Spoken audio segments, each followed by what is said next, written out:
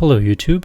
Today I'm going to talk about 5 things I did to keep my 200,000 plus mile Lincoln MKZ Hybrid running.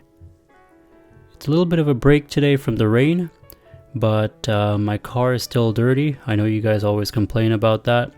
It is the weather, it's winter season here in Canada, and this is how the car looks. Hit that subscribe button and show your support to my channel. My channel has grown a lot and it's all thanks to you guys for your continuous support. If you want LED lights or small accessories for your car, check out Oxido LED lights and receive 15% off when you use my promo code. Link in the description below. Let's get on with the video, shall we? For starters, I've owned my 2015 Lincoln MKZ Hybrid since April of 2019.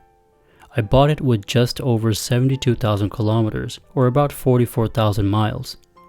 Now fast forward to 2025, the MKZ has over 350,000 kilometers on it, or about 220,000 miles. Most of the miles accumulated on this vehicle were highway miles. I would say about 60%, the other 40% would be city driving. With those things in mind, let's talk about how I've gotten this far with very minimal repairs. Number 1. Doing maintenance earlier than the recommended interval. Some of you might be saying, oh, you're just wasting money by changing your fluids earlier than recommended. For me, I religiously change my fluids earlier than the interval states. For example, oil changes. The owner's manual states that I should change the oil every 7 to 10,000 kilometers, or 4 to 6,000 miles. I understand this is a hybrid and the engine doesn't always run. However, I tend to change my oil every 5 to 7,000 kilometers, or about every 3 to 4,000 miles. Trust me, oil gets very dirty very quickly, and I couldn't imagine listening to the owner's manual for oil changes. Oil also degrades as it gets older, so its lubrication properties won't be functioning as well as it did when it was new. Same with the transmission fluid. Change it out earlier. Your coolant, your brake fluids, it really helps extend the life of your vehicle.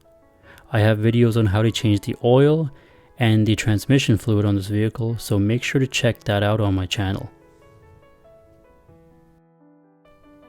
Number 2, do a routine inspection at least once or twice a month. This is something that many people don't do, especially non-car people who just drive it and don't really look after it.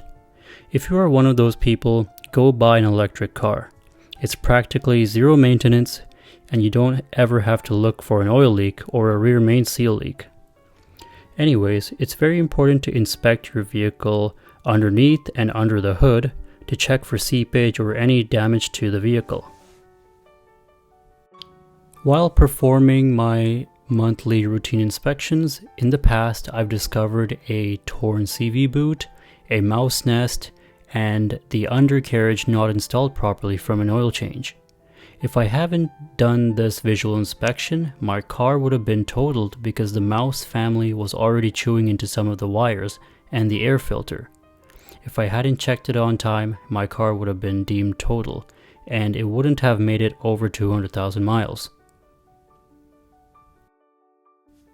A visual inspection goes a long way, so make the effort and do it at least once a month. Number 3, clean the exterior and interior. Many of my subscribers ask me in the comments section, why is your car so dirty on the outside all the time? Can't you clean it before filming?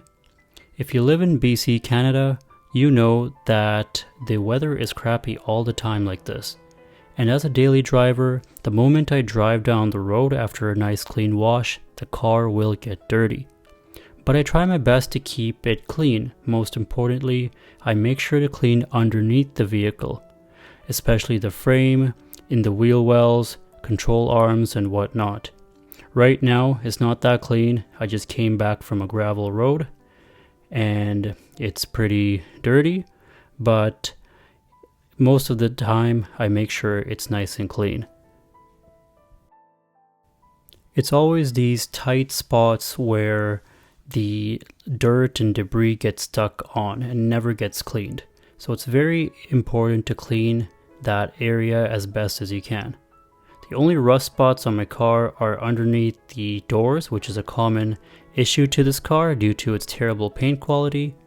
There is some surface rust on the frame, but overall, living in the salt belt, my car is quite clean.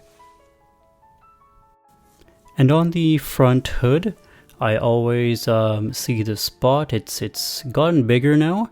It's bubbling just in the paint. So it's not because I keep the car dirty. It's something to do with the paint quality. So that's bubbling. It's a little bit of an eyesore now, but I eventually want to get the whole car repainted. So I'll just wait until it really looks bad. And on the trunk lid, the paint is peeling as well. It's not rust, it's just coming off for some reason. That's why I just did a little bit of a temporary fix by putting some duct tape on. And yeah, so eventually I need to repaint this whole car. And I don't want to do touch-up work and make the car look mismatched. So I'm holding off on that for a little later. But the takeaway is to keep the car clean as much as you can, even if you daily drive it like me. The interior of my car is in great shape. There are no rips or tears in the leather, even after all this mileage. I make sure to use proper leather cleaners for the leather, and there's no cracks on the dash. Everything is in great shape inside here. The only thing that's wrong is behind the door handles, there's the plastic cover that is cracked on almost all 4 doors. It just became brittle over time, cracked, and fell off. Other than that, the interior is in 8 out of 10 condition in my opinion. What do you guys think? Let me know in the comments down below. Number 4, clean the hybrid battery exhaust fan. Toyota is on another level with this, as they have a removable air filter for most of their hybrid vehicles. This is very clever, so you don't have to take the whole fan assembly like on the MKZ. I will leave a link below to the video I made on how to clean the battery exhaust fan. It's very important that the hybrid battery is cool, so a dirty fan assembly may shorten the lifespan of the hybrid battery by not cooling it properly. Last but not least, number 5, do some spirited driving. Spirited driving is also known as the Italian tune-up, and it's quite beneficial to all port-injected engines. It really works on burning off carbon deposits, restores lost power, helps keep the engine exhaust system clear, and improves fuel economy. For me, I drive a lot on the highway, so my engine is on for most of the time.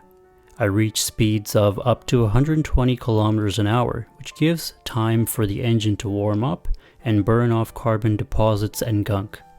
I've also noticed that the old Italian tune-up helps with fuel economy as well. You might be thinking, it's a higher mileage car. Why torture it by driving hard? Well, the car is 10 years old.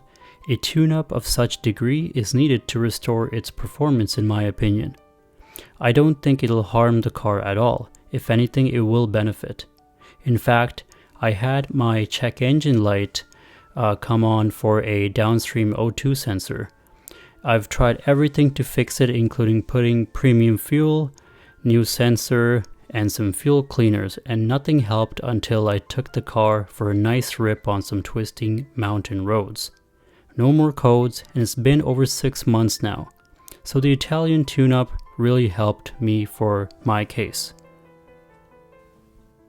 Well, that's going to be it for today's video, folks. Hope you guys enjoyed and found it helpful, and I really hope it gives you an idea of what I've done to this car to make it go over 200,000 miles with very little issues. See you all next time.